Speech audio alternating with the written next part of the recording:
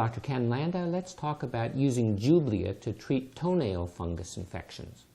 Is it worthwhile? Well, did you realize that if you use the Jublia, you have to use it every single day for 48 weeks? And your toenail can't be terribly severely infected with the fungus. Only about half of the nail can be infected.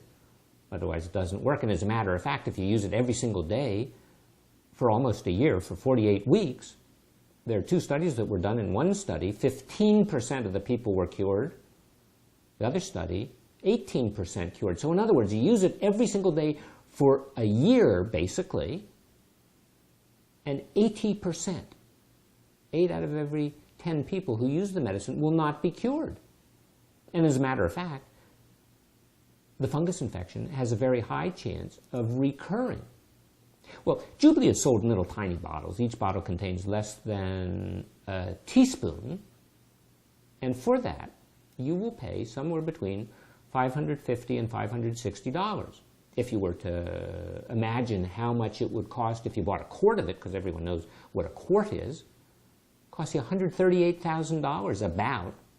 So let's see. Each bottle contains about 80 drops. Now, if you had both large toenails infected, you would have to use 2 drops per toenail, 4 drops total per day. That means if you did it for the 336 days, that you would use about 1,300 drops. And 1,300 drops means that you'd use about 17 bottles, and that would cost you somewhere around $9,500.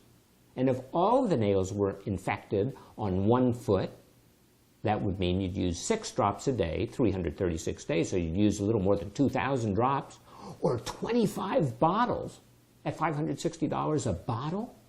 That means about $14,000. But the company says, hey, don't worry about it. We'll give you a card and you don't have to pay any co-payment. We'll sock it to the insurance company. Well, as a matter of fact, there's about a 90 or 95% profit margin, according to some reports, on these antifungal medications. Are there alternatives? You could get some Penlac. Penlac doesn't work very well either.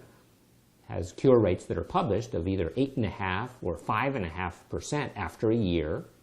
The only benefit is that each bottle contains about 50% more medicine than the Jublia, and the cost, generic, is only $20, $30 a bottle. Any other alternatives? Well, you could use Vicks VapoRub. Vicks VapoRub, as reported in the Journal of the American Board of Family Medicine in January of 2011, doctors at the United States Air Force studied it, and they found that the cure rate with simple Vicks VapoRub was 28%. Small study, but it was 28%. And the cost of Vicks VapoRub is $8 a bottle, but if you went over to Walmart, you could get their brand for about $1.25. If you wanted to do something simple, you could take a pill known as Lamisil or terbinafine. You know, the cost of that's only $4 a month. You have to take it for 3 months. If you do that, it's $12 total cost. And the cure rate with the medicine, with the Lamisil or the terbinafine, the cure rate, 60 or 70% with 3 months worth of use. And if you were to extend it, let's say, for 6 months, cure rate could be as high as 90%. Well, the company that makes the Jublia is known as Valeant Pharmaceuticals. It's based in Canada. There was a newspaper article in the Wall Street Journal in the August 15-16 edition, 2015. They talked about 2 members of Congress that were investigating pricing on drugs that the company manufactured. You see, what they did is they bought a company that made Isoprel. The day they bought it, they increased the price 6-fold, up to more than $1,300 a vial.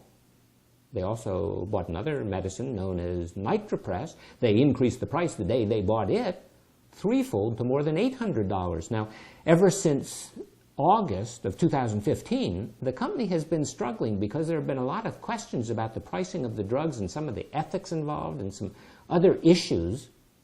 So now this once high flyer is taking it on the chin. So we'll see where that leads. But every drug has a generic name and a trade name. The generic name for Jublia is called efinaconazole. I didn't make it up. That's the real name. And I think some wags might say, after they look at the data, that efinaconazole is no effing good. I'm Dr. Ken Landau. Thanks for watching.